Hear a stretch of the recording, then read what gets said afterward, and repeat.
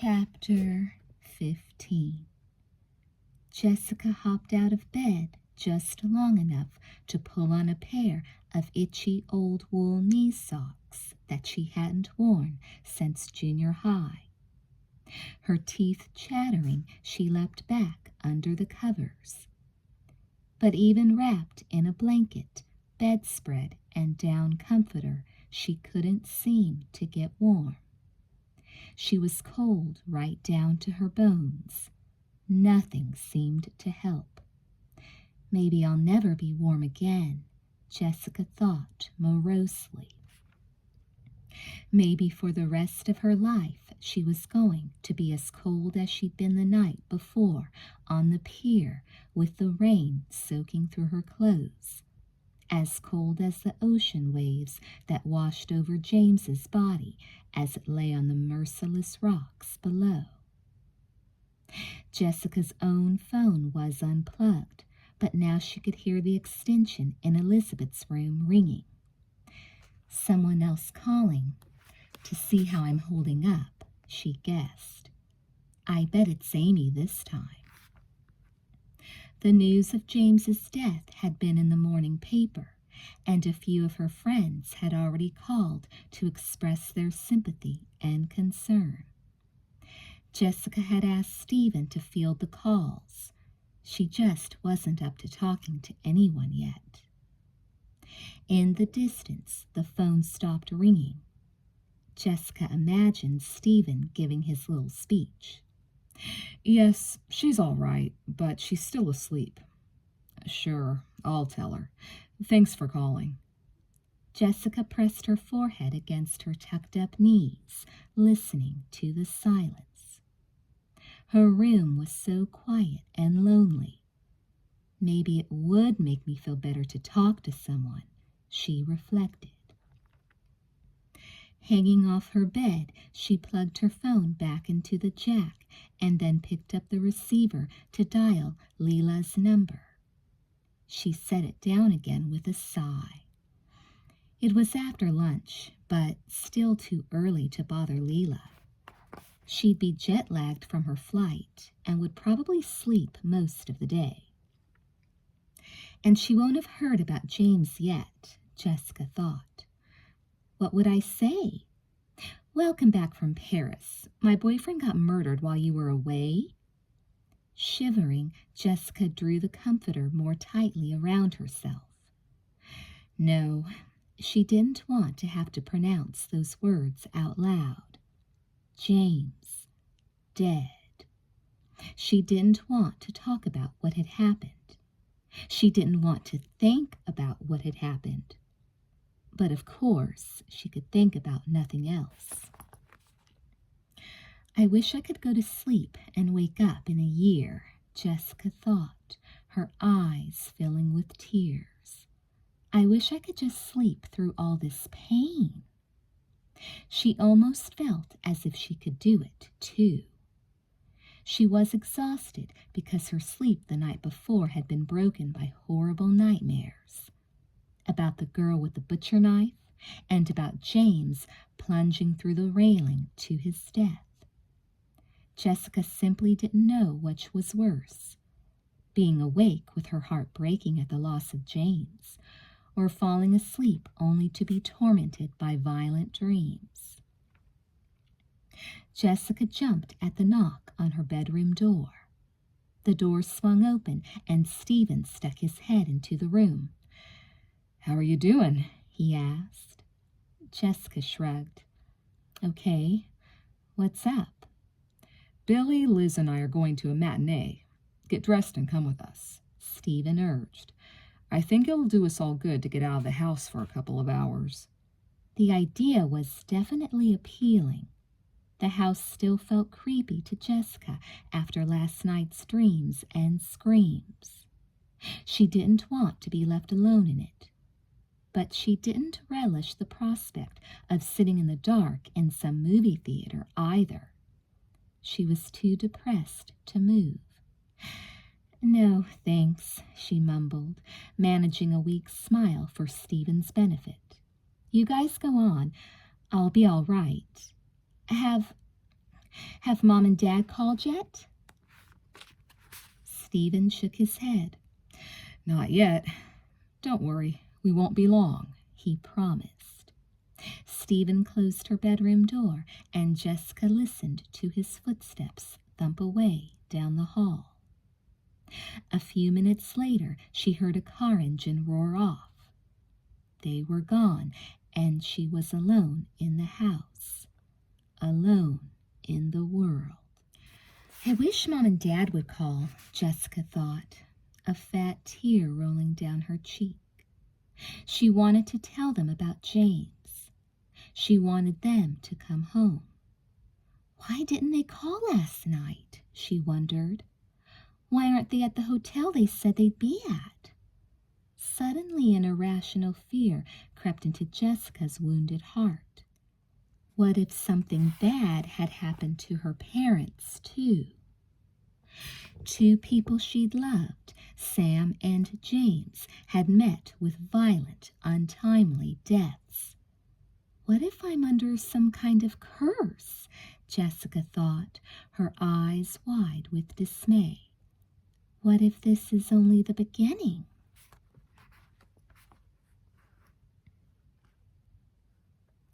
Slouched down in the driver's seat of her parked car, Margo watched as Stephen, Elizabeth, and another girl drove off down the street. That must be Stephen's girlfriend, Billy, she speculated. She's cute. Wonder where they're off to. She waited a few minutes and then walked around to the side of the house, letting herself in through the unlatched basement window.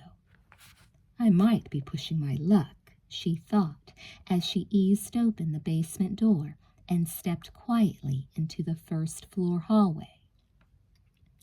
Maybe those three were just running out for a few minutes. But Margo didn't care about the risk. She couldn't stay away.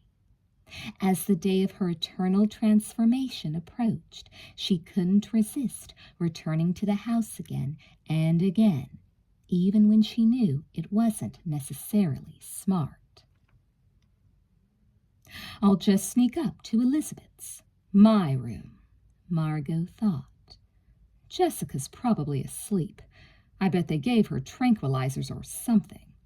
I'll read Elizabeth's latest journal entries, and then I'll leave. She glanced into the din as she passed on her way to the staircase. To her surprise, she found herself staring right at Jessica, who was sitting on the couch, wrapped in an afghan with a bag of microwave popcorn on her lap. At the sudden sight of Margo, Jessica's eyes flew open, and she jerked her arm, popcorn spilling everywhere. "Geez, Liz, you scared the living daylights out of me," she gasped. "What are you doing here? I thought you went to the movies." Margo stammered. For the first time in ages, she found herself at a loss for words in a tight situation. Why would Elizabeth have changed her mind abruptly about going to the movies? Think, Margo commanded herself. I have a really bad headache. She mumbled. I decided not to go. Jessica bent to sweep up some of the spilled popcorn. You still have the headache you had last night, huh? Last night? Yeah, said Margo. I should probably take something for it. Oh, what about the aspirin Stephen went out to buy for you? Jessica asked. Didn't you try those? Stephen? Aspirin? The little pieces of misinformation pricked Margo like needles. She broke out in a sweat, her head spinning. How could she have forgotten that? You've got to remember everything, or you can't stay in control, she reminded herself. Well, yeah, I did try them, Margo spluttered. I just meant I should probably take some more. Look, I don't feel well enough to talk, okay? She burst out. Jessica gaped at Margo, her mouth in a dismayed frown. She seemed surprised and hurt. Or was she suspicious? Margot's fingers curled into fists. Her breath came fast and hard. She knew she was on the verge of giving herself away. Just get out of here. Get out now. Turning on her heel, she bolted from the room. In the kitchen, she fumbled a glass from the cupboard and filled it with water, draining it in one long gulp. The cool water sliding down her hot throat calmed her somewhat, but as she slammed the glass back down on the counter, she continued to pant, her eyes flashing. Curses bubbled up inside her. She pressed her lips together tightly to prevent them from spilling out. She wasn't sure who she was angrier at, Jessica for asking so many questions, or herself for bumbling like an idiot, for getting overeager and sloppy. That look in her eyes. Did she guess that I'm not Elizabeth? Margo wondered. It would be her ultimate test, after all. Could she fool the other twin? Margot's eyes strayed to a paring knife someone had left lying on the counter.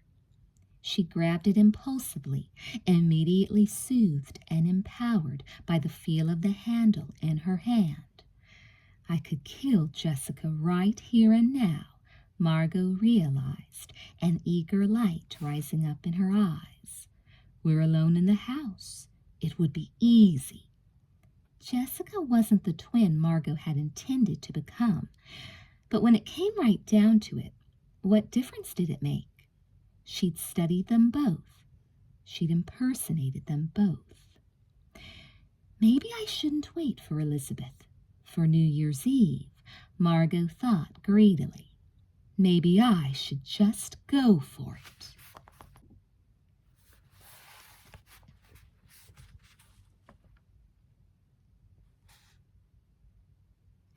Huddled under the Afghan in the den, Jessica felt more depressed and lonely than ever.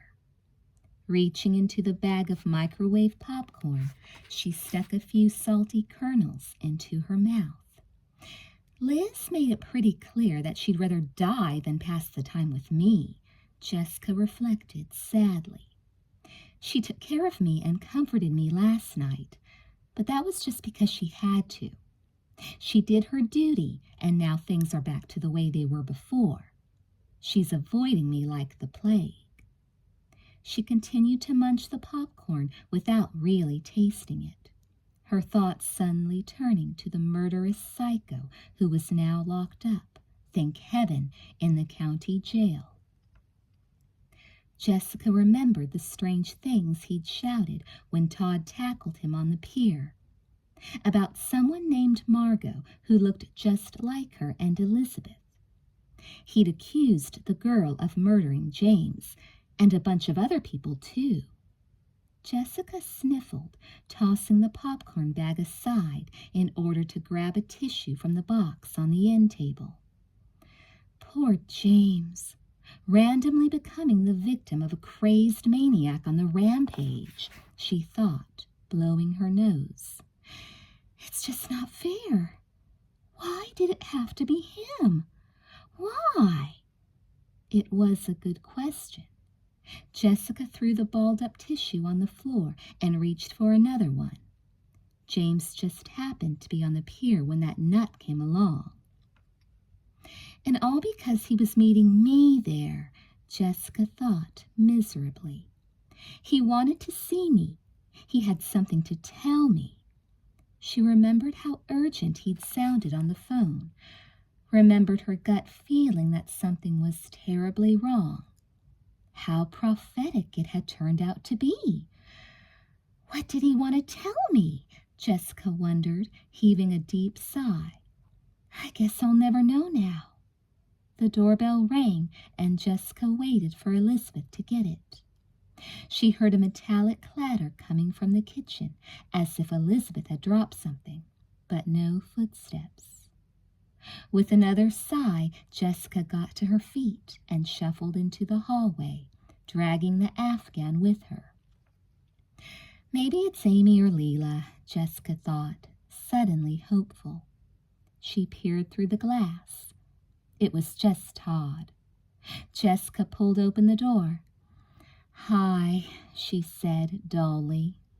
Todd stepped into the hall, looking at her uncertainly. After a moment's hesitation, he slung an arm around her shoulder and gave her a quick, brotherly squeeze. "How are you holding up, Jess?" Suddenly, Jessica's throat constricted. Tears threatened once more.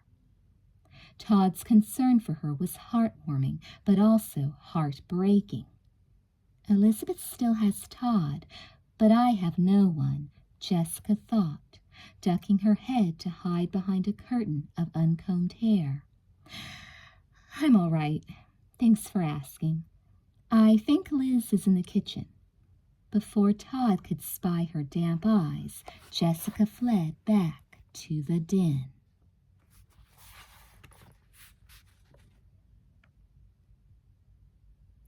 Quickly, Margo bent to pick up the knife that she dropped when the doorbell rang. She shoved it into a drawer just as Todd entered the kitchen. "I've been so worried about you," Todd exclaimed, hurrying forward to wrap his arms around her in a warm embrace. Margo rested her head against his chest, taking advantage of this quiet moment to try once more to get her thoughts in order. "Thank God he can't see my eyes," she thought. She had a feeling they were still a little wild. "I'm worried about Jess, too," Todd murmured into Margo's silky blonde hair. "She looks like a zombie. Is she going to be able to deal with this? I mean, for Sam and now James, how much can the poor kid take before she cracks?" "Oh, she'll survive," said Margo. She realized her mistake when she felt Todd flinch. "Oops, that must have sounded callous." "What I meant was, she'll probably mourn James for a long time," she added quickly. "She loved him, but she's tough. She's got a lot of inner strength to draw on." Todd sounded thoughtful. "Actually, I wonder sometimes if she really is all that tough. If under the surface, maybe she isn't more messed up by all this stuff than people realize." There was a question in his voice, but Margo didn't have the faintest idea how to respond to it. What was Todd getting at? Would the real Elizabeth know? Time to change the subject and get out of here, Margo decided. She definitely didn't intend to touch this Jessica topic. It was too dangerous, and she couldn't afford the tiniest mistake, not this late in the game. Keep it light, she advised herself. Play it safe. Pulling away from Todd, Margo looked up at him with a bright smile. "You know, I was still too stressed out to eat breakfast this morning, but now I'm starved. Pizza would hit the spot. What do you say?" "Should we see if Jessica wants to come?" asked Todd as Margo took his hand and dragged him from the room. "No," she said, too quickly, too adamantly. Todd frowned, apparently puzzled by her tone. She told me she wants to be alone," Margo added in a softer voice, "and I think we should respect her wishes."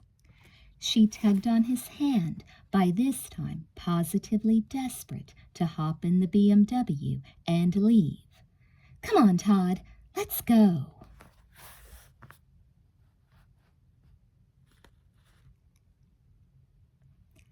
As the front door swung shut behind them, Todd had time to glance over his shoulder and see Jessica standing halfway up the stairs. She stared after them, looking offended and pained. Her lips moved. Todd heard her mutter something about a miraculous recovery. "What's that supposed to mean?" he wondered. Was she talking to Liz? He looked inquiringly at his girlfriend. Have you rented your tuxedo for the New Year's Eve ball yet? Elizabeth chattered, completely oblivious to Jessica. I still haven't decided what I'm going to wear. Slam. The door was shut and bolted. Todd trailed after Elizabeth as she walked briskly toward his car, still babbling about the upcoming party. This is too weird, he thought, remembering how overwrought Elizabeth had been the previous night, how worried about Jessica's physical and mental well-being. Now, less than 24 hours later, and with Jessica still a total wreck, Elizabeth was ignoring her sister and acting as if the horrible murder they'd all witnessed had never even occurred. As Elizabeth belted herself into the passenger seat of the BMW, Todd glanced surreptitiously at her profile. All of a sudden, he felt a wave of uncertainty and mistrust. Something was off, but he couldn't quite say what. Immediately, he was reminded of his date with Elizabeth a week or so ago, the night they went to the old movie at the Plaza Theater, and he finally decided he wasn't with Elizabeth at all. That Jessica was pulling a twin switch for some mysterious reason. If I didn't know better, I'd swear this isn't Elizabeth either, Todd thought. But it can't be Jessica, because I just saw her. Suddenly, Todd realized Elizabeth was gazing at him, an intent, expectant look in her blue-green eyes. Ready to go? She prompted. Is anything the matter? Snap out of it, Wilkins, Todd ordered himself. That psycho, with all his ranting and raving about a Wakefield twin look-alike, has your imagination running overtime. He shook his head. No, nothing's the matter, he said with false heartiness as he started the engine. Let's head out.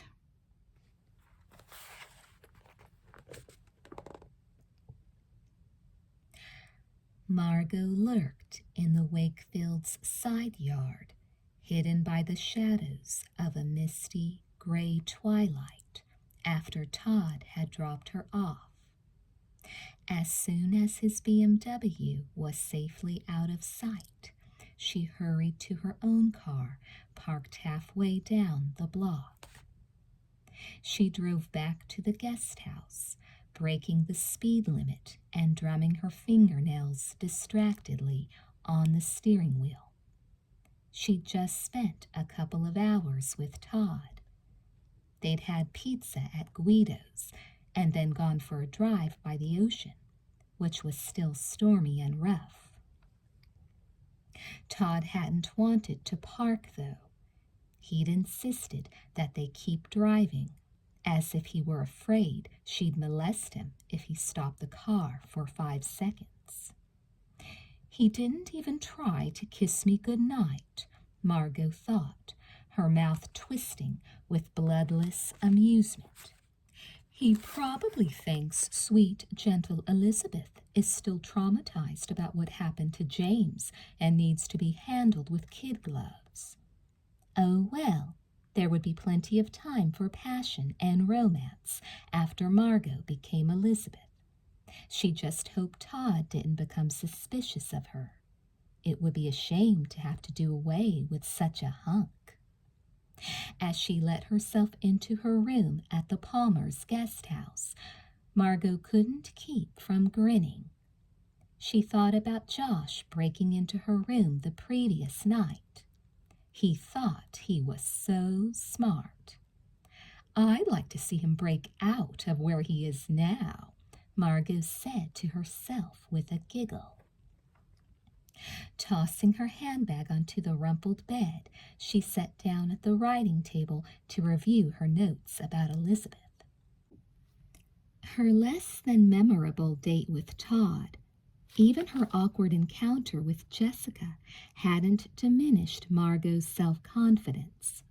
Everything's happening just the way I wanted it to, she reflected as she practiced scribbling Elizabeth's name on a blank sheet of paper. James was dead, and the only other person who knew about her, Josh, was safely out of the picture, in jail and booked for murder. Mr. and Mrs. Wakefield were out of town on a wild goose chase. Margo had successfully fooled everyone with her impersonations of the twins. Todd, Leela, Mrs. Wakefield, Stephen. Yes, so far her strategy was perfect, and soon all her hard work would come to its final fruition. All that's left are little details, easy things, Margo thought blithely. Figuring out what the twins are going to wear to the ball so I can duplicate Elizabeth's outfit. And, of course, the murder itself. Margo smiled, but that would be a piece of cake. Chapter 16. First thing Thursday morning, the Wakefields' cab stopped in front of the offices of Kotkin, Greiner, and Burns. Mr. and Mrs. Wakefield ran into the building, dodging the raindrops. It was another wet, blustery day. And it suits my mood exactly, Mrs. Wakefield thought as her heels clicked across the marble floor of the lobby. For Mr. Wakefield's sake, she was pretending that she, too, believed everything would fall into place that morning. All the questions would be answered, all the mysteries solved. But in her heart of hearts, she couldn't help expecting the worst. The receptionist smiled at them when they entered. "Good morning, Mr. and Mrs. Wakefield. I told Mr. Vasquez, the head of legal, about your situation, and he'll be happy to talk with you. He's waiting for you in the first conference room down the hall on the right." Mr. Wakefield raised his eyebrows at Mrs. Wakefield as if to say, "See, now we're getting somewhere." She smiled weakly. Mr. Vasquez was looking through some papers, but he rose to his feet and extended his hand when the Wakefields appeared. "Good morning, Mr. and Mrs. Wakefield," he said with a genial smile. "I hope I can be of some help to you." "We hope so, too," Mr. Wakefield declared. Taking a seat, he quickly presented his side of the story. The letter from Michelle DeVoyce inviting him to interview for a lucrative consulting position.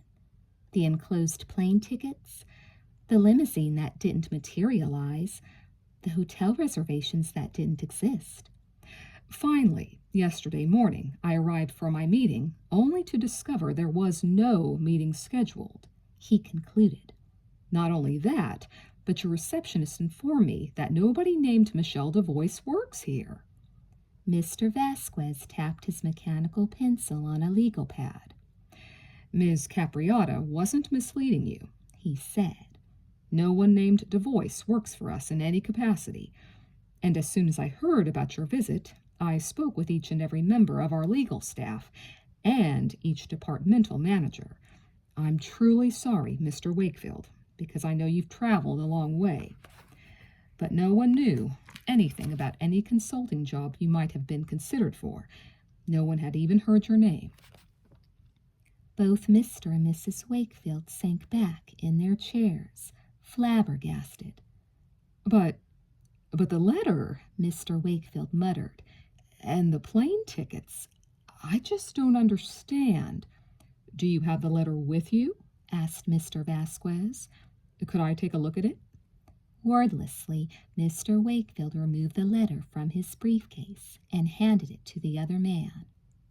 Mr. Vasquez glanced at it and immediately shook his head. "It's a forgery, plain and simple," he declared. "This isn't our procedure. This isn't even our letterhead."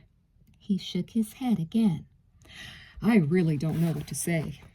I have to conclude that the whole thing was some kind of bizarre, elaborate hoax." The three stood up.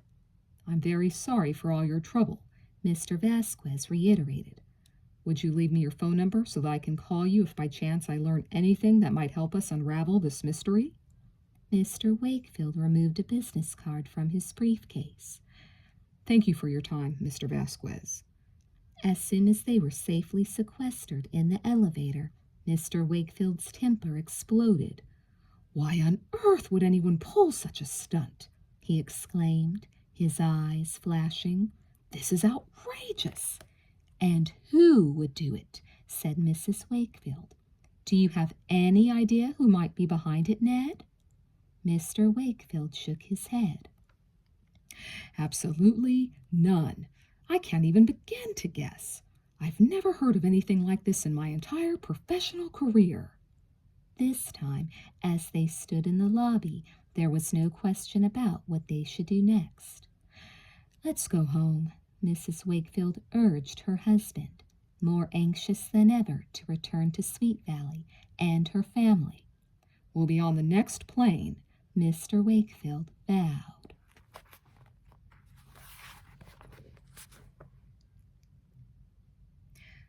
Are you sure these weren't supposed to be delivered to Pasadena for the Rose Bowl parade? Amy joked on Thursday afternoon. I've never seen so many flowers in my life. She and Leela stood in the main entrance of Fowler Crest, nearly buried by a mountain of fresh-cut flowers that had just been delivered by Petal Pushers, a local florist.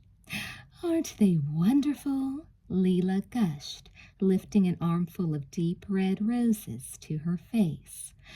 I could just drown in them.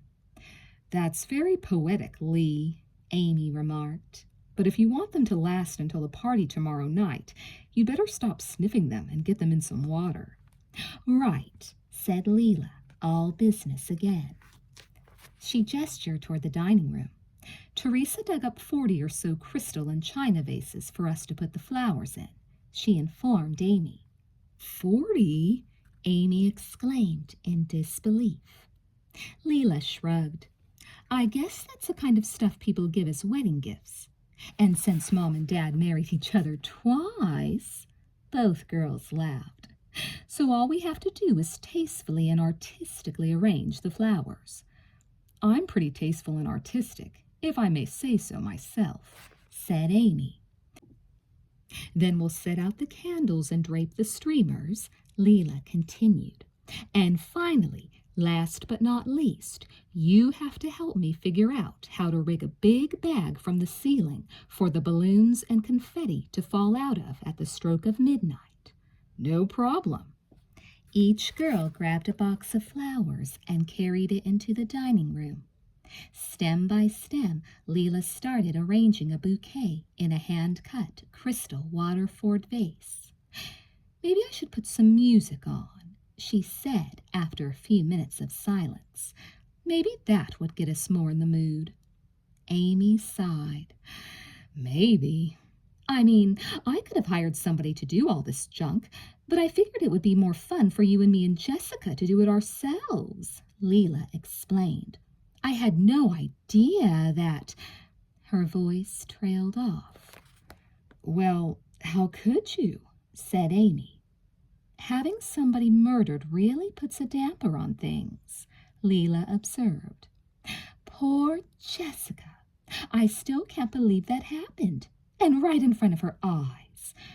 What I really can't believe, though, is that she came over here yesterday morning all bouncy and cheerful. I mean, she wanted to go shopping, and she didn't say a single word about James getting killed. Amy frowned. She was probably still in a total state of shock and denial. She hypothesized. I see it all the time volunteering on the Project Youth hotline. A lot of people react that way to trauma. Sympathetic tears sparkled in Amy's gray eyes. The poor kid. I bet she doesn't know what she's doing or saying these days. I wonder if she'll even come to the ball, Leela mused. I mean, now that the reality of James's death is starting to sink in and all that. Amy lifted her shoulders. Last time I spoke to her, she said she'd be there. She didn't feel like helping decorate, but she said she wants to be with her friends on New Year's Eve. I think we just have to humor her. go along with her, with whatever kind of mood she happens to be in. Leela nodded agreement. Tipping her head to one side, she examined the bouquet she just completed. Poor Jess. She's had some incredibly tough breaks, she thought.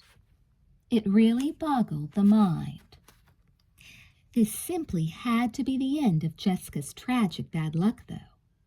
I'll just see to it that my party is the start of happier times for her, Leela determined. It's almost the new year, after all.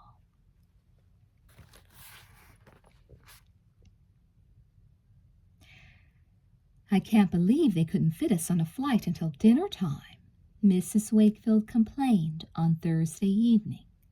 She was nearly at her wits' end after killing time all day at the airport. Now she hurried up to the arrivals departures monitor to check on the status of their flight. Flight number 1277 to Sweet Valley. Her eyes widened. Canceled? She gasped. They're all canceled or delayed for hours, Mr. Wakefield observed. It must be the fog. An airline representative confirmed this theory. The airport is completely fogged in, he told the Wakefields. At the moment, no planes are landing or taking off. I can reserve seats for you on the first flight out in the morning. With any luck, by then conditions will have improved. Mr. Wakefield turned to his wife with a sigh of utter frustration. It looks like we're spending another night in San Francisco, Alice, like it or not. While Mr. Wakefield waited for the new tickets to be printed, Mrs. Wakefield hurried off in search of a payphone. She dialed her own home phone number and then held her breath, hoping the kids weren't out. "Hello?" said a girl's voice. "Liz? Jessica? It's Elizabeth. Hi, Mom." Mrs. Wakefield's knees buckled with relief. "I'm glad I caught you at home, sweetheart. Your dad and I have some very strange news." "Mom, that's terrible," Elizabeth exclaimed upon hearing the details of her parents' trip. "If there's no such person as Michelle DeVoyce, who do you suppose wrote the letter?" "We have absolutely no idea," Mrs. Wakefield replied. "In the meantime, we'd hoped to surprise you by arriving home early, but now we're stranded up here by bad weather. We'll be on the first flight south tomorrow, though, I promise. Is everything okay at home?" "Of course, Mom," Elizabeth answered. "We're all doing fine. We miss you, though." "I miss you, too," said Mrs. Wakefield.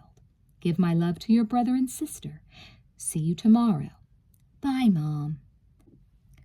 Mrs. Wakefield hung up the phone and stood for a moment, her forehead wrinkled pensively.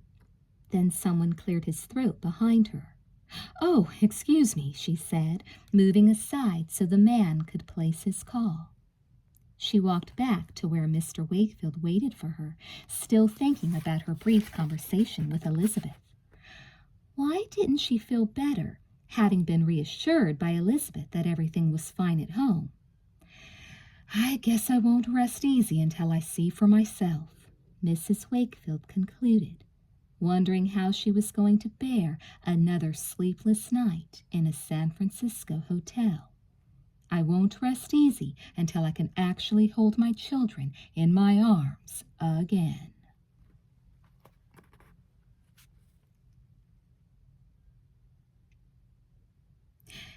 Stephen looked up from the newspaper he was reading as his sister walked by the den on her way to the stairs. "Who was that on the phone?" he called after her, a trace of anxiety in his voice. Elizabeth stepped into the den for a moment. "Just Penny," she replied, pushing up the cuffs of her oversized green sweater. Stephen tossed the newspaper aside with a sigh. "I wish Mom and Dad would check in with us. I just don't understand why they haven't called.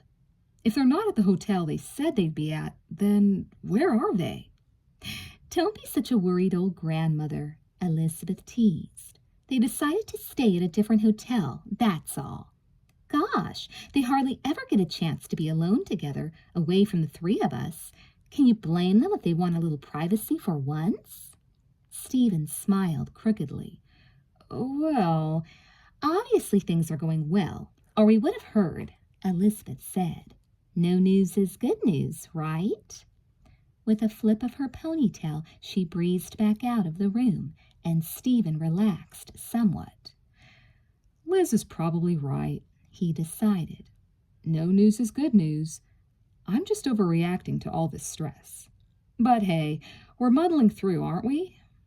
I'm keeping an eye on Liz and Jess. I'm keeping them safe. We'll be okay till Mom and Dad get back. He retrieved the newspaper, flipping it open to the sports section. Obviously, he should take his cue from good old down-to-earth, sensible Elizabeth. She seemed to be looking at the bright side.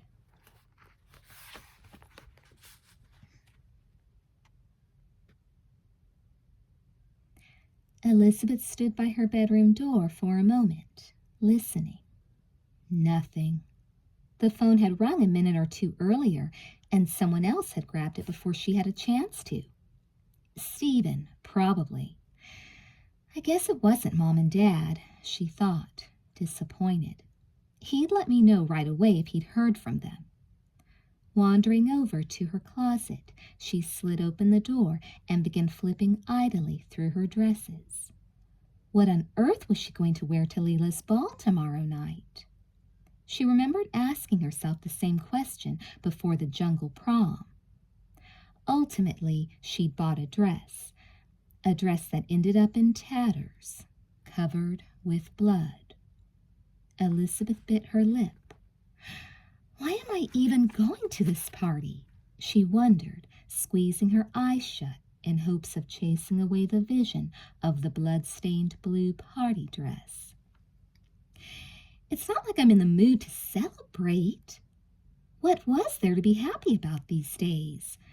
Just 2 nights earlier, she'd been on the scene when her sister's boyfriend was brutally murdered by a psychopath.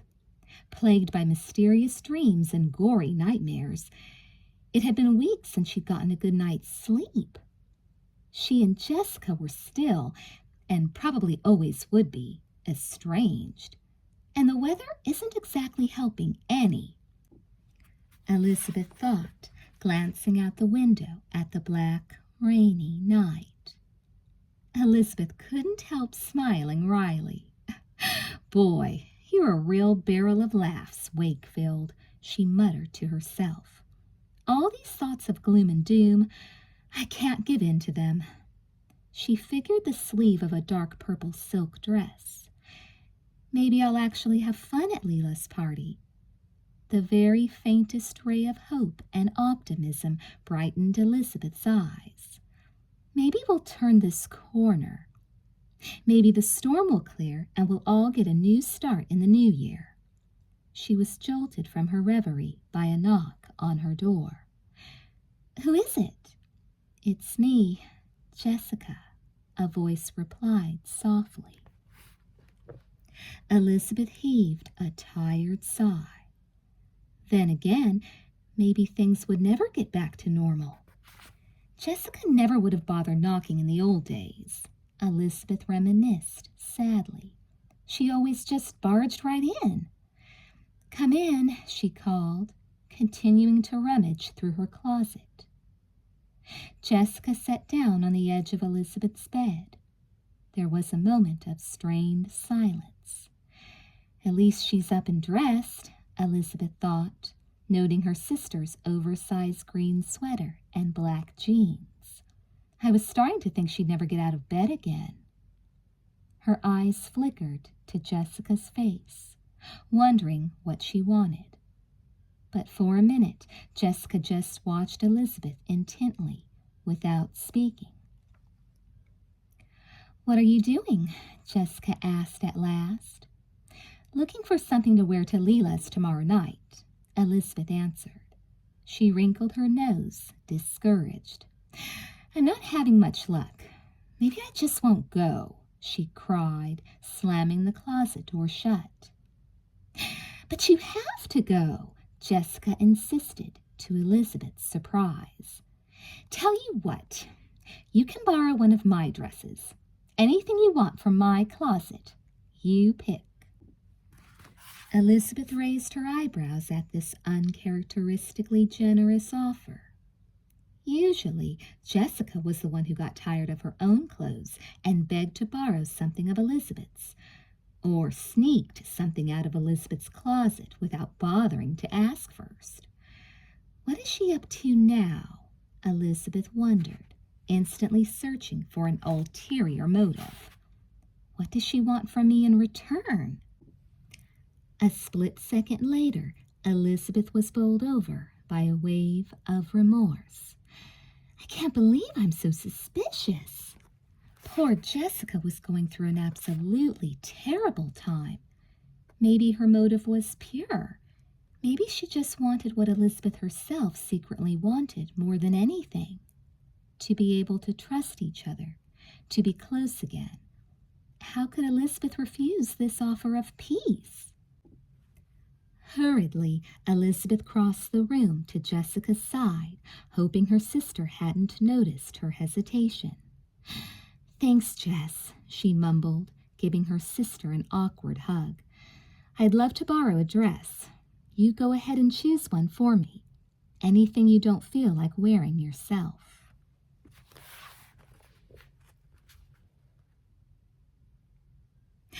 Margo wrapped her arms around Elizabeth, hugging her back.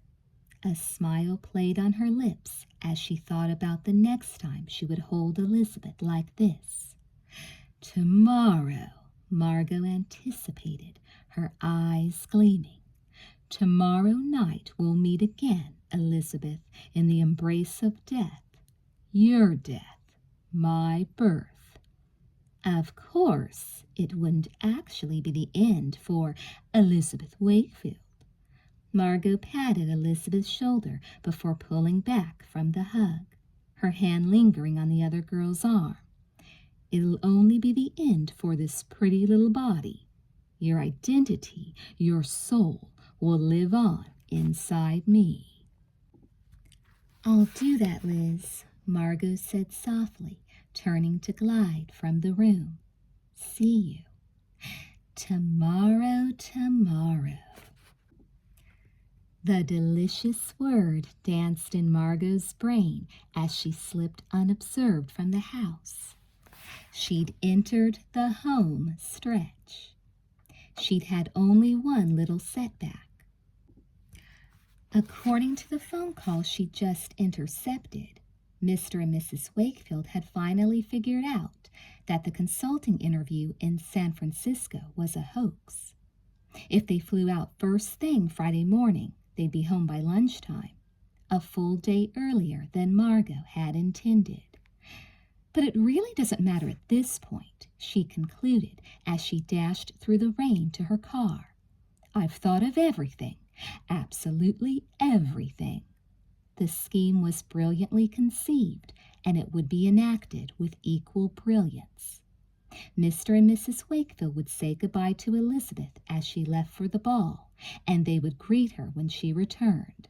"And they will never guess that I'm not the daughter they gave birth to," thought Margo. "They'll never, ever guess." She smiled, her eyes fixed on the misty gray horizon. Yes, she could see the finish line. Nothing could stop her now. Chapter 17. Josh Smith sat on the edge of his hard, narrow cot, staring dully at the small barred window of the holding cell at the county jail. He didn't have a calendar. He didn't even have a wristwatch anymore. But since he'd now spent 3 nights in jail, he knew it had to be Friday. The last day of December, New Year's Eve, he realized, bitterness sweeping through him. But I sure don't have anything to celebrate. When the clock struck midnight, he'd still be sitting exactly where he was right now. That is, unless they decided to cart him off to the state penitentiary in the meantime. It's the end for me, Josh thought mournfully. The end of a terrible year, and it might as well have been the end of his life, too.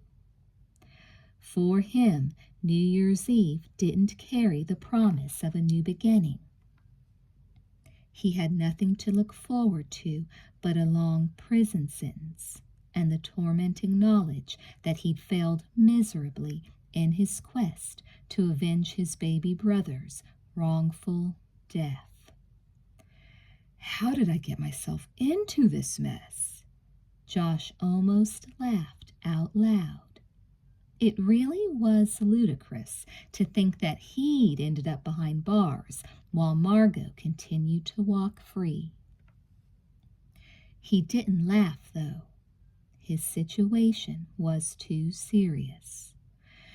Things do not look good, he had to admit to himself as he gazed around the bare, cold cell. No one believed his account of what really happened on the pier the other night. The Wakefield twins and Todd Wilkins all stated incontrovertibly that Josh was the one who pushed James. They didn't see anybody else. Telling the police that he'd trailed Margo all the way to California from Cleveland only confirmed their opinion that he was nuts. And if they didn't believe Margo even existed, how could they be expected to take seriously Josh's warnings about danger for the Wakefield girls? Meanwhile, Josh was still trying to get in touch with his mother. He'd been calling her for days, but he never got an answer. Apparently, she'd gone out of town. He had no friend, no ally. He was trapped and powerless. All at once, the last 3 anguished, sleepless nights seemed to catch up to Josh, and he dropped his head heavily into his hands. She won, he thought. Margo won. She'd gotten away with killing Georgie and the young man on the pier, and with who knew how many other heinous crimes, and now no one would be able to stop her. If Margo harmed Elizabeth Wakefield, if she took the other girl's place as Josh knew she intended to do, who would ever know? How would Josh ever be able to prove anything? Josh pictured his dead brother's face, and tears welled up in his eyes. I'm sorry, Georgie, he sobbed. I'm sorry I let you down. For a minute, Josh just sat crying quietly, remembering Georgie. Then the image of his brother's face slowly faded from his mind, and another vision took its place. Now he found himself picturing the 2 young girls who looked so much like Margo, so alike and yet so different. The Wakefield twins, with their warm, innocent, human eyes, were nothing like Margo and her cold, soulless gaze. Suddenly, Josh pulled back his shoulders and sat up straight. No, he thought, his heart pounding with a new sense of determination. The battle's not over yet. As long as I have breath in my body, I'll keep after her. I'll stop her. I won't let her ruin any more lives. Filled with a renewed sense of purpose, Josh leapt to his feet. There was only one big problem. He gripped the iron bars of his cell, shaking them with all his might. I've been arrested and charged with murder, he reminded himself. They've locked me up and thrown away the key. The key. There was nothing else for it, Josh realized after considering his very limited options. Margo had manipulated circumstances so that the full force of the law came down on Josh's innocent head. In order to extricate himself, he would have to break the law. It was time to beat Margo at her own game. A plan came to him in a flash of inspiration. Josh lay back down on his cot and let out a loud groan. When the guard didn't respond right away, he groaned again, even louder. "Help!" he cried. "I'm really sick." A moment later, the guard materialized outside the cell. He peered curiously at Josh, who now lay doubled up on his cot, clutching his stomach and moaning. "What's the matter with you?" the guard demanded, sounding more annoyed than suspicious. "My stomach," Josh whimpered. "There's this sharp pain. I think it's my appendix. I need a doctor." "You need a doctor, all right," the guard agreed with a humorless chuckle. "A head doctor." But he unlocked the door to the cell and walked over to Josh. "You probably just have indigestion, fella. The food here's not so hot. How about you roll over and let me take a—" Before the guard could finish his sentence, Josh sprang up from the cot and drove his fist into the other man's jaw with all his might. Taken by surprise, the guard stumbled backward. Josh punched him again, and the guard fell, hitting his head with a crack against the edge of the wash basin. His eyes rolling back in his head, the guard slid to the floor, unconscious. Josh rubbed his knuckles, staring at the other man's limp body. "I did it," he thought in disbelief. "I've been a docile prisoner, so the poor guy trusted me. I pulled it off."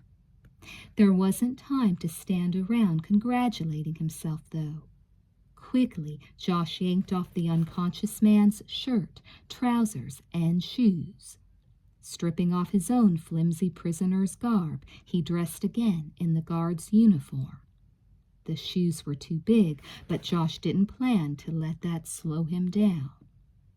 Pausing at the door to the cell, Josh glanced up and down the concrete corridor. There was no one in sight. His little scuffle with the guard had gone unnoticed. "Good, I'll get a head start," he thought as he sprinted from the cell and into the nearest stairwell. 5 minutes is all I need. I just need to catch Margo before they catch me.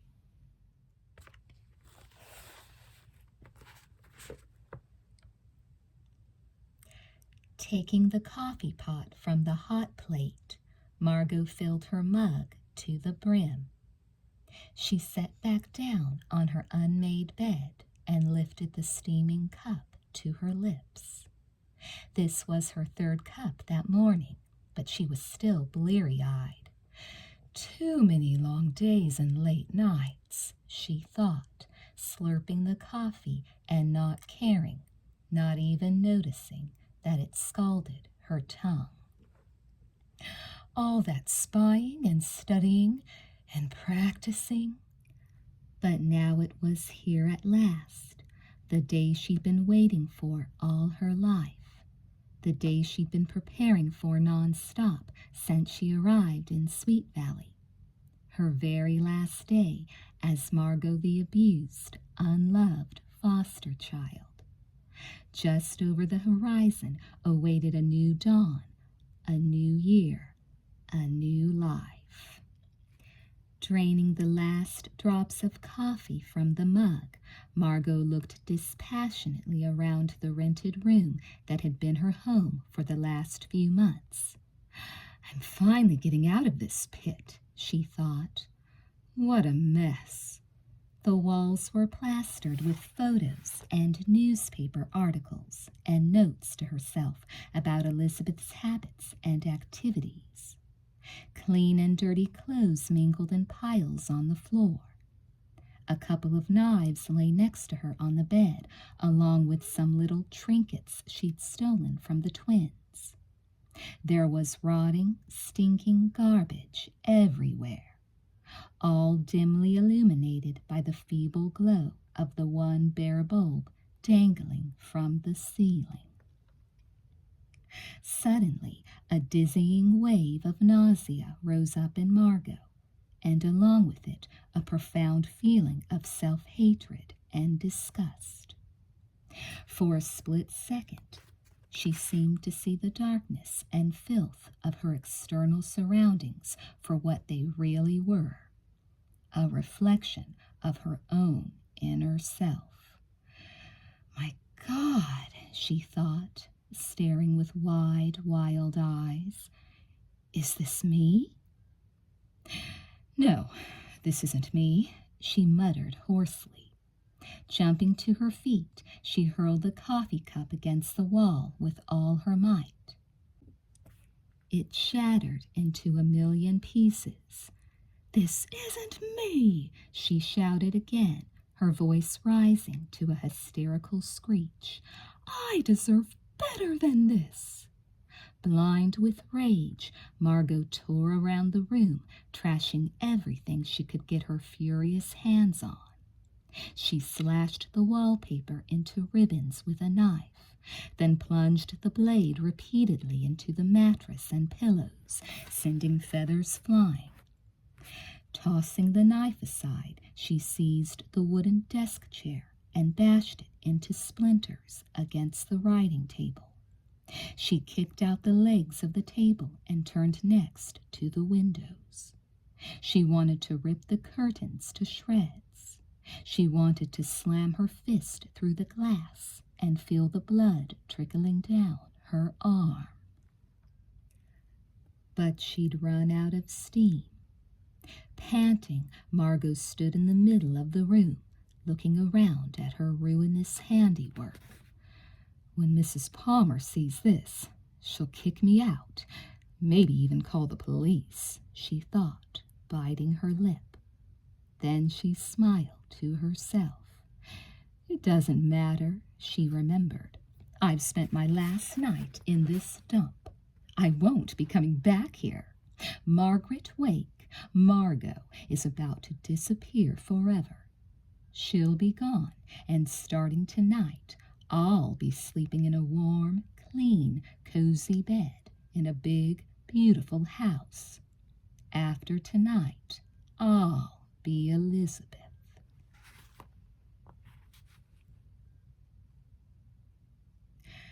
Yawning, Jessica sat up in bed and looked out the window.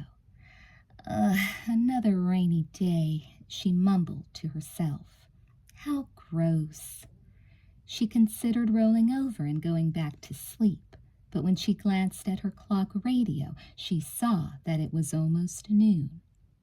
And it's New Year's Eve, Jessica thought. Maybe I should start trying to psych myself up for the ball.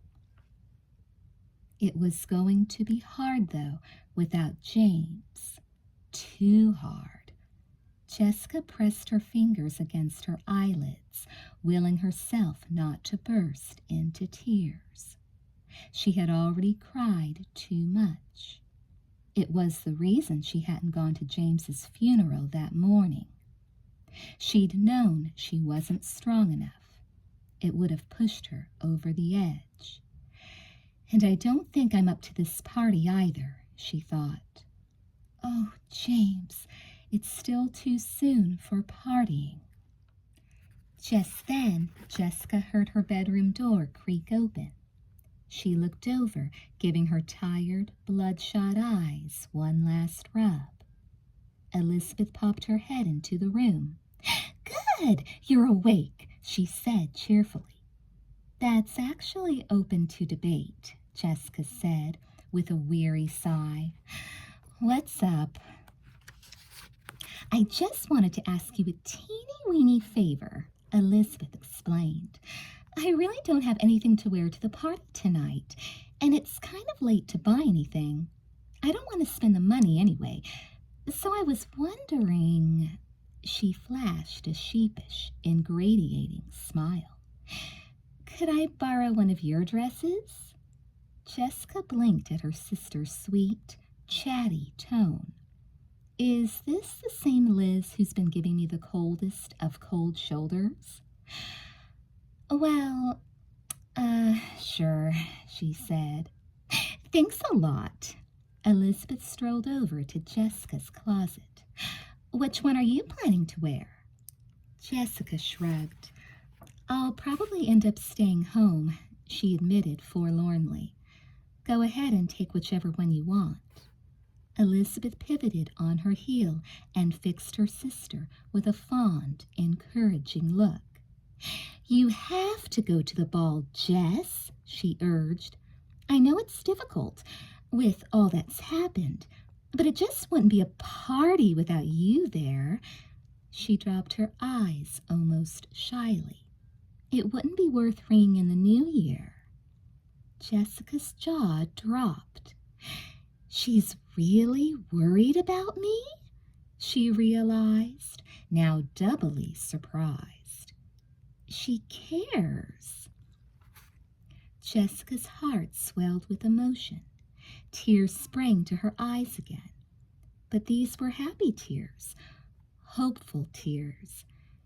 "Maybe things are going to be different between us in the new year. James is gone, but maybe I'm going to get Elizabeth back."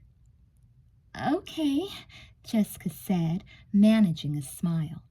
"I'll give it a shot." "It'll be just the thing to cheer you up," Elizabeth promised. "So which dress should I leave for you?" "You pick first," Jessica replied. "All right." Elizabeth considered the selection and then pulled a short, strapless fuchsia dress from the closet. "How about this one? The tags are still on it. Would you mind if I was the first to wear it?" Jessica raised her eyebrows. The dress was new and so sexy and daring that she hadn't even gotten up the nerve to wear it yet herself. "Wow," she exclaimed. "That's not exactly your usual style, Liz. But sure, go ahead." She shook her head, bemused. "I guess you're planning to start off the new year with a bang, huh?" A secretive smile curved Elizabeth's lips. "A bang? You might say that, yes."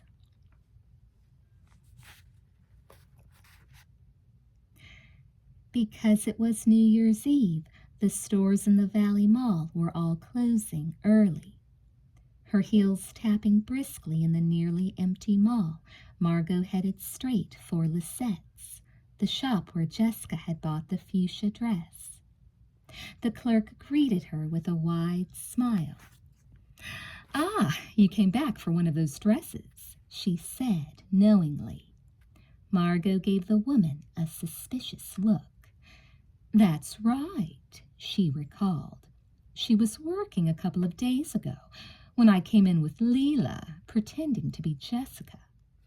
"That's right," Margo replied. "I decided to buy something new for my friend's New Year's ball after all." "Better late than never," the clerk declared. This time, Margo didn't bother responding. She really wasn't in the mood to make small talk with that stupid woman. She was on an important mission, and the clock was ticking. She didn't have a second to waste. Striding over to a rack of dazzling party dresses, Margo began thumbing through them rapidly. "They've just got to have another fuchsia dress like Jessica's," she thought, pushing aside velvet and sequined dresses of all styles and colors. "Or rather like Elizabeth's, since she's the one who'll be wearing it tonight, though she doesn't know it yet." With a surge of triumph, Margo spotted the dress she was looking for. Short, strapless, sexy, bright pink. She checked the tag, holding her breath. It was a size 6. "This is my lucky day," Margo gloated, grabbing the dress from the rack. She hurried over to the counter, pulling out her wallet as she went. The saleswoman took the dress from her, stroking the silky fabric as she slid it off the hanger. I don't remember you trying this one on the other day, the clerk remarked idly as she rang up the sale. I changed my mind. Is there any law against that? Margo snapped. The woman lifted her overplucked eyebrows, looking offended. No, there certainly isn't, she said, her tone polite but chilly. In the recent past, Margo would have said something sweet and placating to smooth the woman's ruffled feathers. Her primary concern had been to avoid arousing suspicion, even in encounters with the most insignificant strangers. Now, though, she really didn't care if her behavior struck people as odd or insulting. It was too late for anyone to cause trouble for her. Too late for anyone to discover the truth. Margo tapped her fingers impatiently as the clerk folded the dress with painstaking slowness and placed it in a shopping bag. Then the clerk began writing out a sales slip, also at a snail's pace. Before she could finish, the telephone rang. "Good afternoon, Lizette's," the clerk said brightly. "Oh, it's you. Hi. How's business at your end of the mall?" Margo felt the steam building up inside her. If she didn't get out of there soon, she was going to explode. She cleared her throat in an exaggerated fashion, but the clerk ignored her and continued chatting on the phone. "I'll meet you at my car in half an hour," she told the caller. "It's the metallic blue Honda right out front." "That's right, you've seen it before. Well, do you want to go back to the same place we went that night? I thought the food was pretty good." "It's personal. It's not even a business call," Margo fumed. Well, she wasn't going to wait around an instant longer. "You just lost your last chance this year to make a sale, lady." Margo shoved her wallet back into her purse. "I hope they make you pay for this yourself." Grabbing the shopping bag, Margo bolted from the store without paying, and without a backward glance. By the time the clerk realized what had happened and shouted after her, Margo was already halfway to the parking lot. Outside, she paused to suck in a lungful of cold, damp air. Then she strode across the lot, her face as dark as the storm clouds overhead. On the way to her own car, Margo spotted a metallic blue Honda. The clerk's asinine telephone conversation echoed in her brain. As Margo came abreast of the Honda, she yanked a small knife from her purse. Bending, she punctured 2 of the tires with careful precision, relishing the whistling sound of the air leaking out. "Happy New Year, lady," she muttered with a grim smile.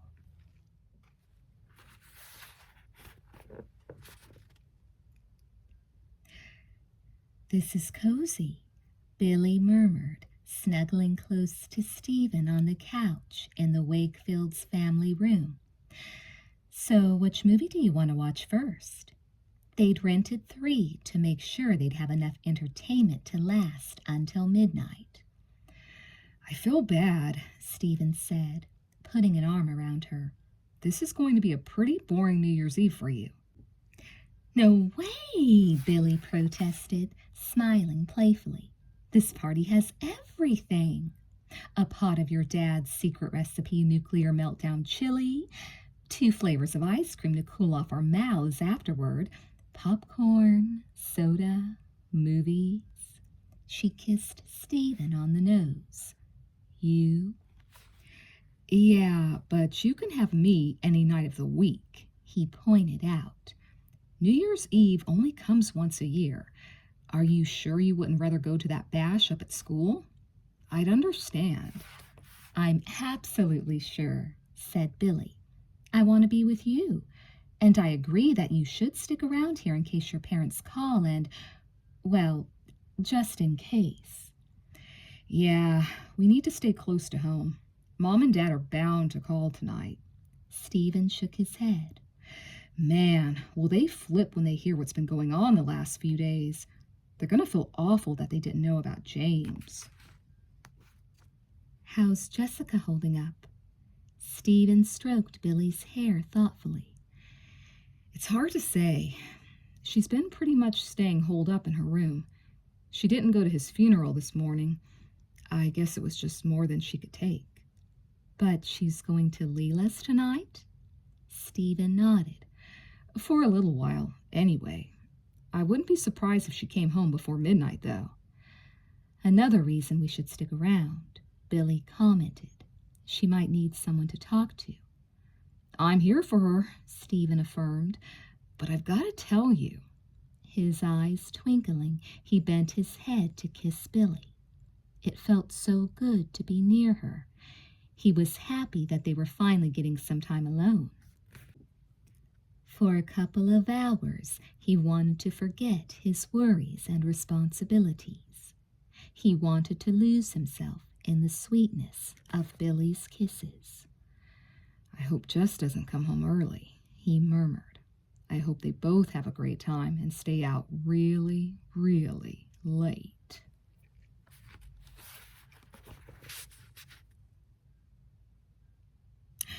I can't take it any more, Alice Wakefield exclaimed late Friday afternoon. I simply can't take it any more. She and Mr. Wakefield had been waiting all day for the situation to change, but the San Francisco airport was still closed because of the weather. Their early morning flight to Sweet Valley had been delayed until late morning, and then afternoon. Now there wasn't even an estimated departure time listed on the board. At this rate, our flight might not leave until midnight, if then, Mrs. Wakefield surmised. There's just no way of knowing when this horrible fog will lift. We could wait forever. Ned, we've got to find another way to get home. You're right, Mr. Wakefield agreed. Let's take a taxi to the train station and see if we can get a seat on Amtrak. This is more like it, Mrs. Wakefield thought 20 minutes later as she and her husband dashed into the train station and elbowed their way up to the Amtrak ticket counter. Trains don't care about fog. We're going to get home. We're finally going to get home. When does the next train to Sweet Valley leave? Mr. Wakefield inquired briskly. We'd like to buy 2 tickets. The ticket agent checked his monitor. Number 22 for Sweet Valley leaves in 5 minutes, he replied. There are only 2 seats left. You're in luck. Mr. Wakefield gave his wife the thumbs-up sign, and she smiled faintly. Finally, something was going their way. Mr. Wakefield handed the agent some cash, and the agent printed out the tickets. Track 4, he informed them, and you'd better step lively.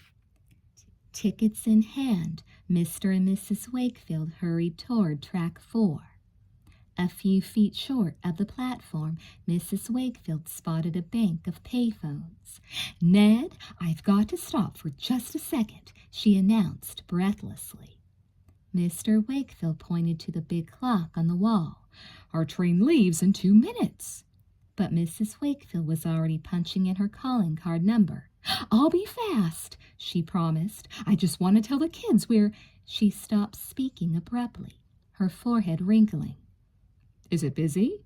Mr. Wakefield guessed. No one home? It's New Year's Eve, remember. They may all be at Leela's already. Mrs. Wakefield shook her head, mystified. She wasn't getting a busy signal. The phone wasn't even ringing. Instead, a recorded voice had just informed her. We're sorry, but the number you have reached is not in service at this time. Mrs. Wakefield hung up the phone.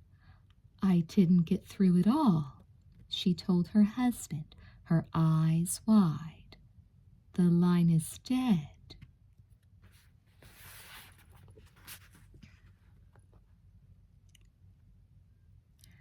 All day long, a new storm had threatened Sweet Valley. Now, as darkness fell, the sky suddenly opened up, and a cold, stinging rain began to pour down. Her wet hair streaming behind her, Margo ran through the soggy grass, away from the Wakefields' house, a knife clutched tightly in her hand. Only seconds before, she'd cut the telephone line. Just one more way of isolating the family. They can't call out, and no one can call in, Margo thought with satisfaction. I have them exactly where I want them. They're mine, all mine. Rain streaming down her face, Margo smiled back at the house. Its brightly lit windows twinkled in the mist like loving, welcoming eyes. Next time I return to you, Margo whispered ecstatically, it will be as your cherished daughter, Elizabeth. Her plan had been set in motion. The countdown had begun. Jumping into her car, Margo revved the engine and sped down the street. Lightning flickered on the horizon as she bent to turn on the radio. The storm made the transmission crackle, but through the static, Margo managed to catch a few words. Countywide alert, escaped killer. She turned up the volume quickly. This is a special report, the announcer repeated. Murder suspect Josh Smith has escaped from Sweet Valley County Jail. Josh? Escaped? He's out and he's coming after me, Margo thought, her heart leaping into her throat. He's going to try to stop me. He's going to try to come between me and Elizabeth. She pressed her foot down hard on the gas pedal.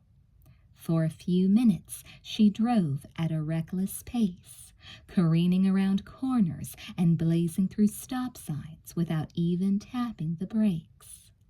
Then, slowly, Margo relaxed again. Josh's escape from prison did make it even more urgent that she enact the identity switch without further delay.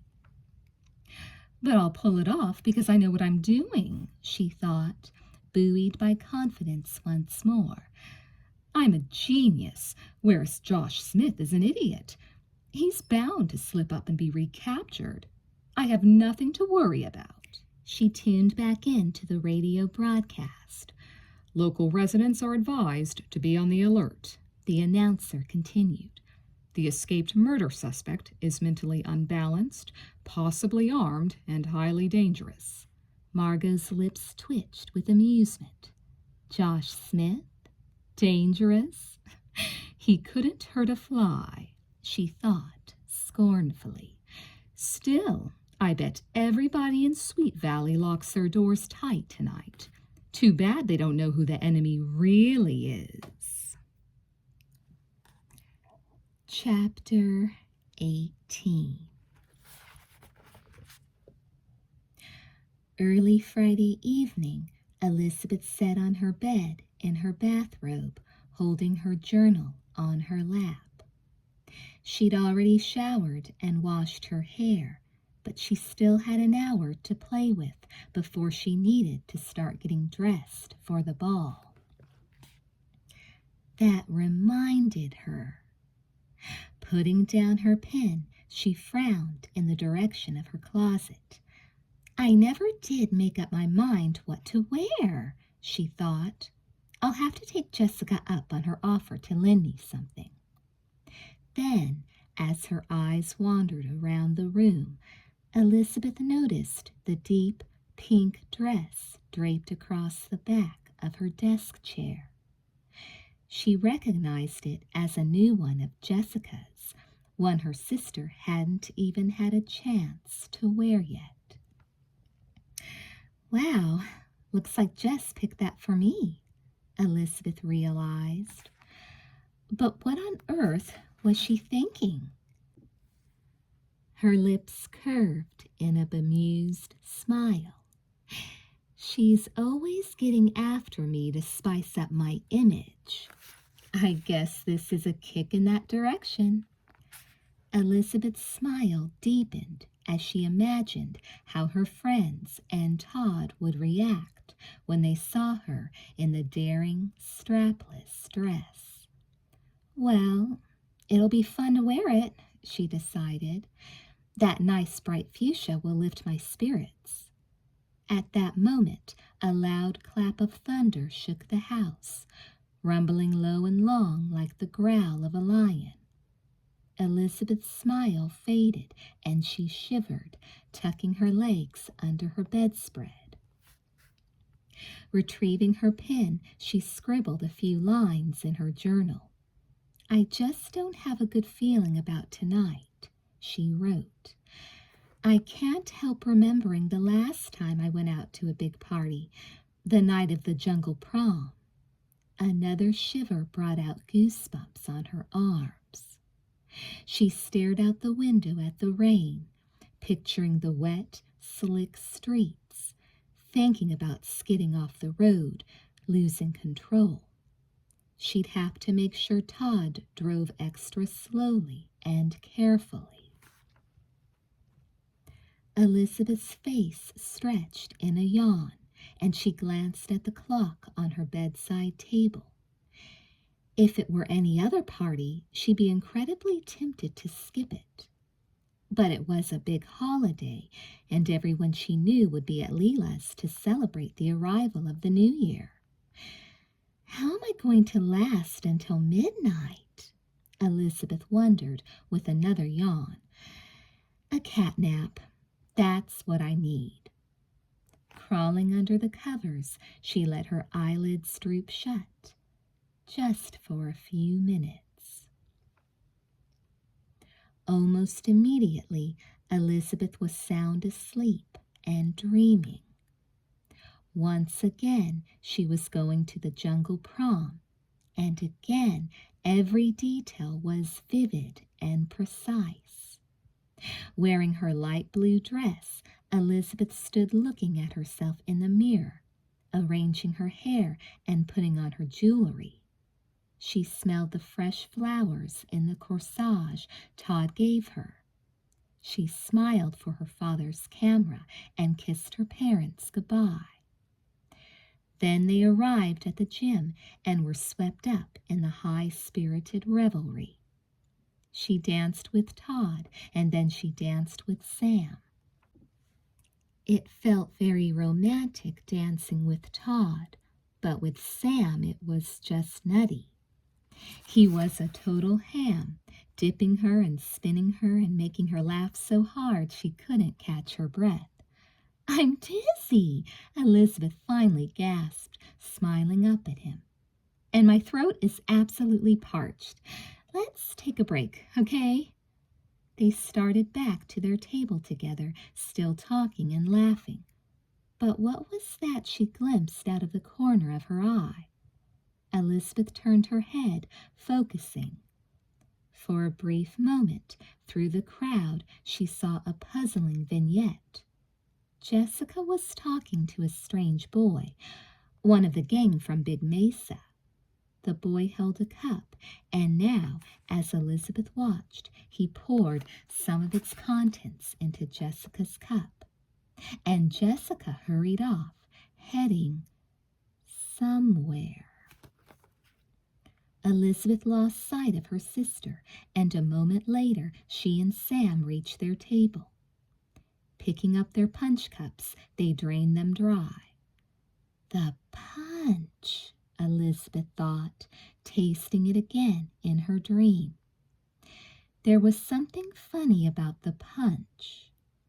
It burned her throat going down, and immediately after drinking it, her head began to whirl. Instead of refreshing her, it made her mouth feel as dry as cotton. When she and Sam started dancing again, they were giddy and silly and clumsy and loud and drunk. Another clap of thunder rattled the night, waking Elizabeth with a start. She sat bolt upright in bed, her hair tousled and her eyes wide, the images from the dream still spinning around in her head. The consensus had always been that her punch was spiked that night. That was how she and Sam managed to get drunk without even knowing it. What nobody could figure out was who spiked it and why. But my dream held the answer all the time, Elizabeth realized now. With the help of her subconscious memory, a connection had finally been made. Something had finally clicked. Oh my God, Elizabeth thought, all color draining from her face. The punch was spiked, and Jessica was the one who spiked it. No, no, it can't be, Elizabeth murmured, pressing her hands against her eyes. But she couldn't block out the images.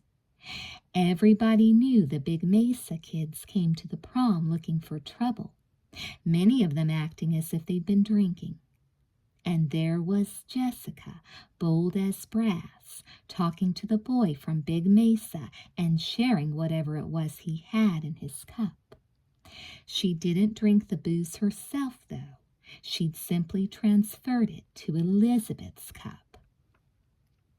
Suddenly, rage as hot as lava boiled up inside Elizabeth. She saw now, with perfect clarity, that Jessica had been the one to spike her punch, and she knew with equal certainty why Jessica had done it.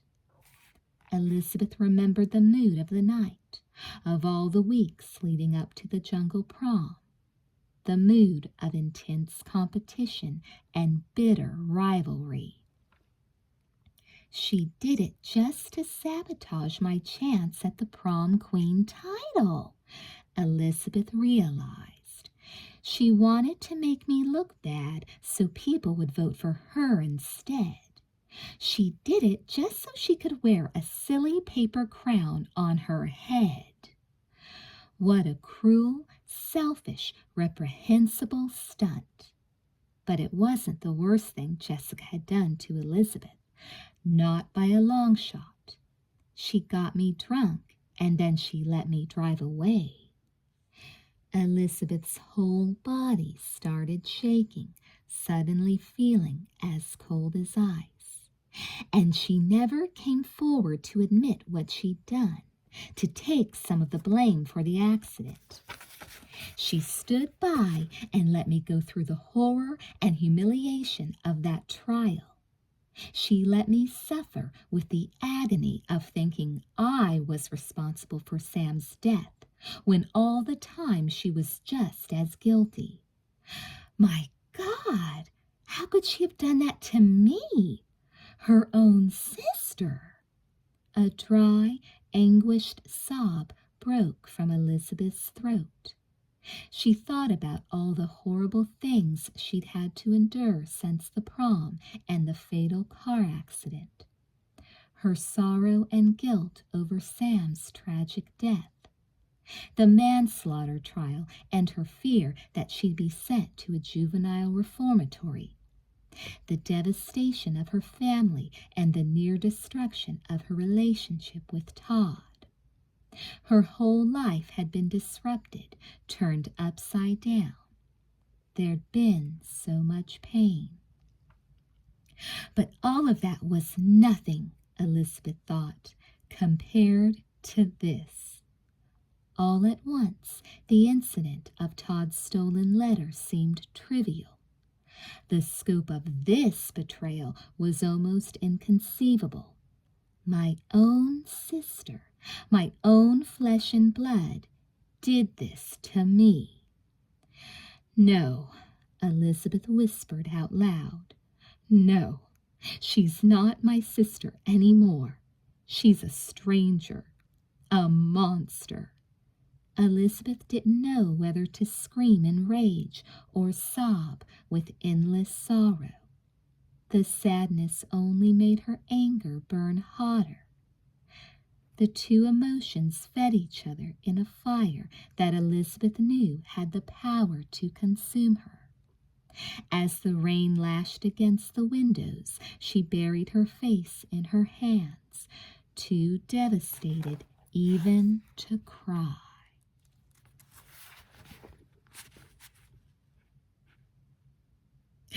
"We're finally moving," said Mrs. Wakefield, squeezing her husband's hand in excitement.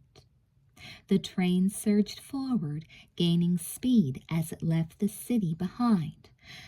"I was starting to think we'd have to spend the rest of our lives in San Francisco."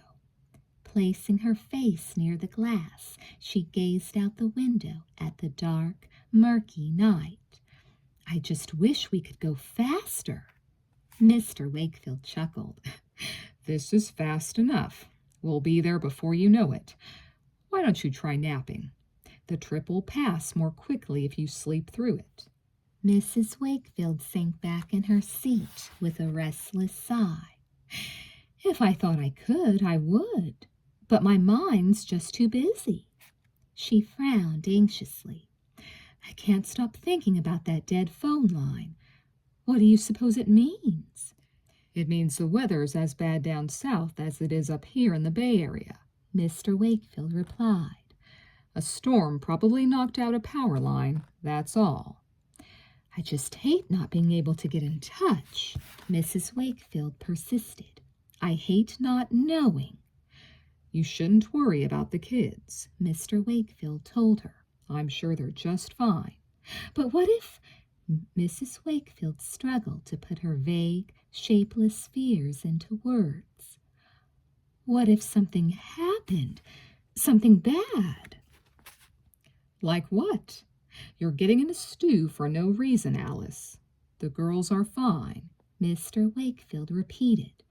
"And if by chance anything does happen before we get home, Stephen's there with them, and you know we can rely on him to be sensible and responsible.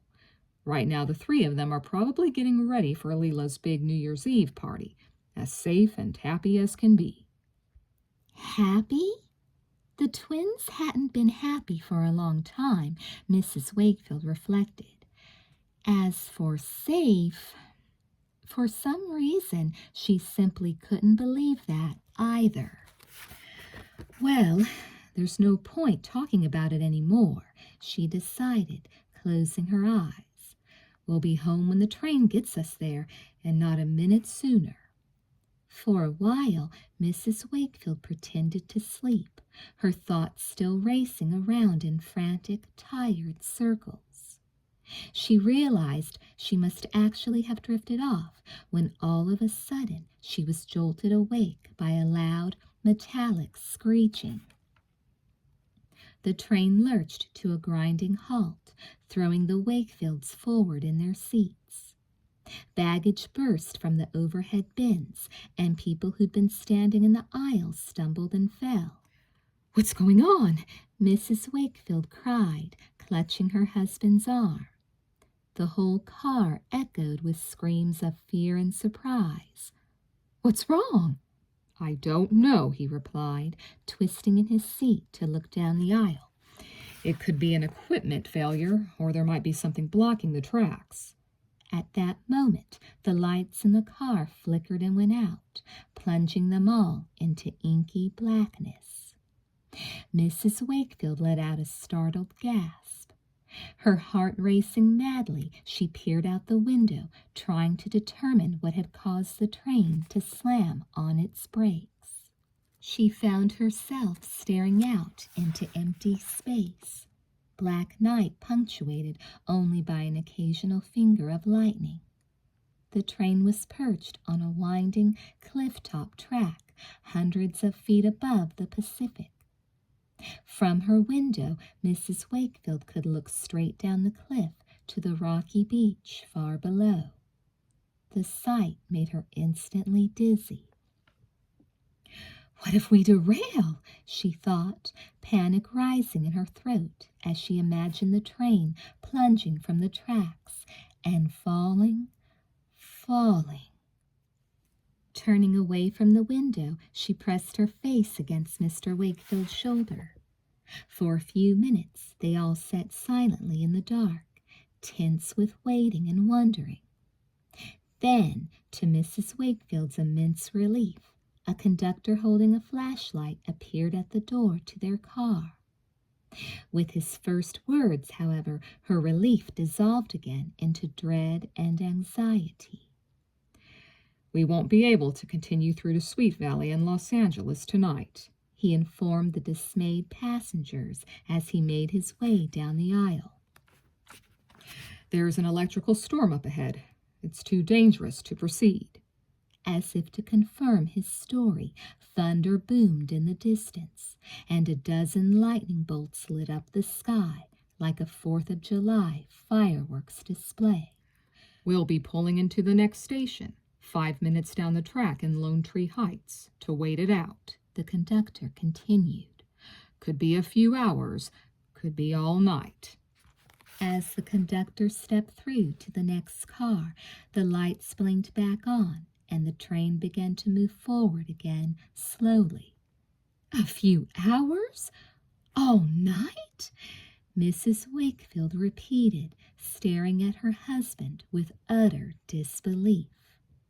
No doubt about it, this had been an ill-fated trip from the beginning, and it looked as if their bad luck wasn't over yet.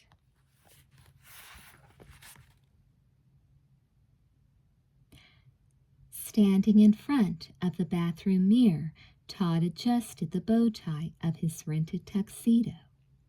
His reflection in the mirror was somber and unsmiling, and the dark suit seemed to accentuate his mood.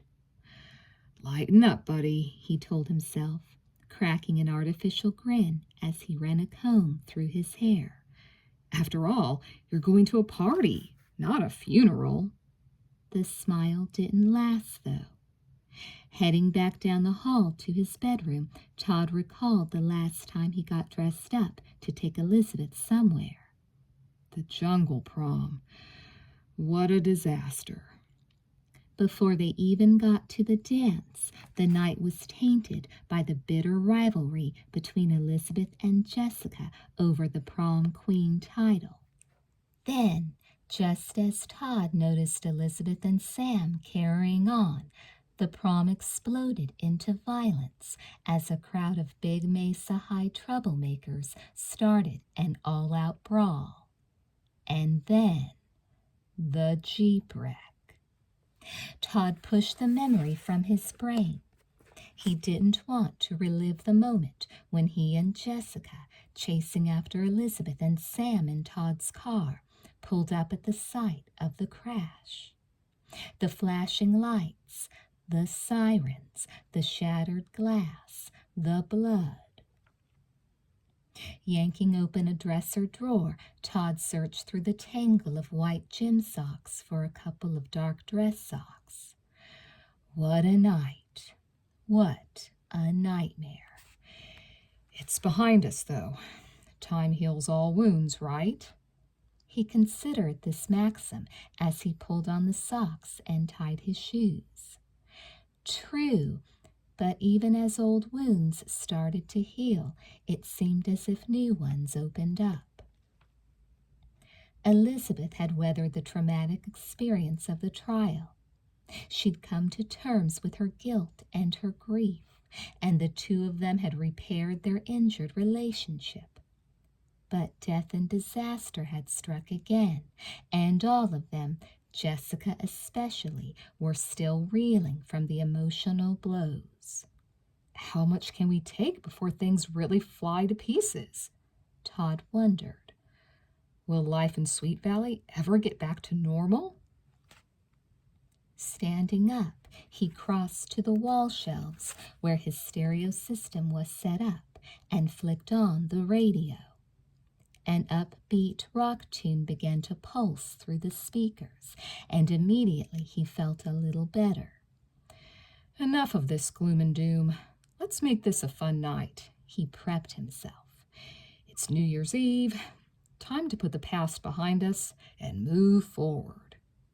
Just then, the song on the radio was cut off in mid-guitar solo. A deep newsman's voice announced a special report. "A storm warning Flash floods or traffic accidents or something, Todd guessed as he hunted for his wallet in the pockets of various pants and jackets. Thunder clouds had been lurking off the coast all day, and by the sound of the static on the radio, they'd finally struck. But the announcer's message had nothing to do with the weather. Murder suspect Josh Smith has escaped from the county jail, the newsman declared just as Todd found his wallet in his backpack. Local and state police have established roadblocks on all major throughways, and an intensive search is in progress in Sweet Valley and surrounding counties. The suspect, who overpowered a guard and escaped on foot, may be armed and is considered highly dangerous. Josh Smith? The man who murdered James! Todd realized, the shock of the news sending a jolt of adrenaline coursing through his veins. Josh Smith, the deranged maniac Todd himself helped apprehend, had escaped from jail and was at large that very moment. Todd stood frozen, his heart racing. He pictured the killer's wild eyes and heard again his strange, frightening words. He talked about Elizabeth, Todd recalled. About someone being after Elizabeth. Were the words a warning or a threat? My God, what if he's after her himself? His eyes flew to the phone on his desk. Instead of reaching for it, however, Todd stuck his wallet in his trouser pocket and strode into the hall, heading for the stairs and the door. There was no point wasting time with a phone call when he could be by Elizabeth's side in 5 minutes. Or less, he thought, revving the engine of the BMW and peeling out of the driveway.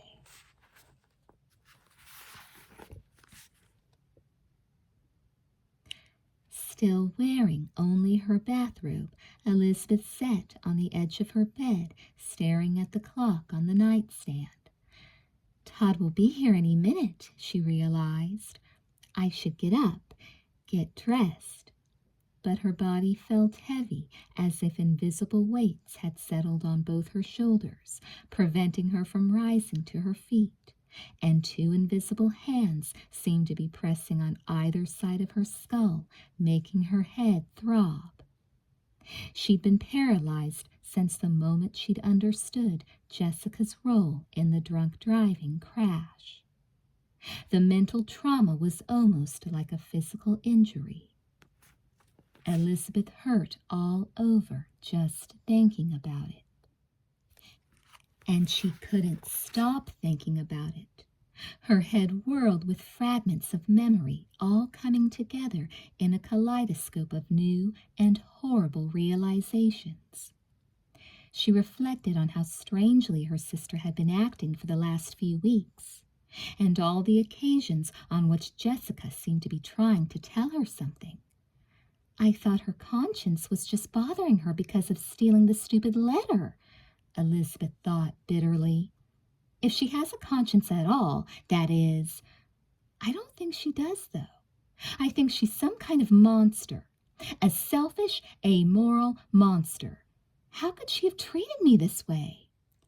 Taking a deep breath, Elizabeth made a Herculean effort and stood up. Slipping out of her robe, she put on underwear and stockings and then stepped into Jessica's fuchsia dress. She didn't want to wear it now, but there was nothing else in her closet that was appropriate. And it was a gorgeous dress, and it did fit like a charm. Reaching behind her to pull up the zipper, Elizabeth walked over to her dresser. Standing in front of the mirror, she began mechanically brushing her hair into her favorite style. Suddenly, she noticed that her hands were shaking violently. She could barely maintain her grip on the hairbrush. Staring at herself in the mirror, Elizabeth watched her face crumple. But, Jessica, she whispered. "Since the day we were born, you've always meant more to me than anyone else in the whole world.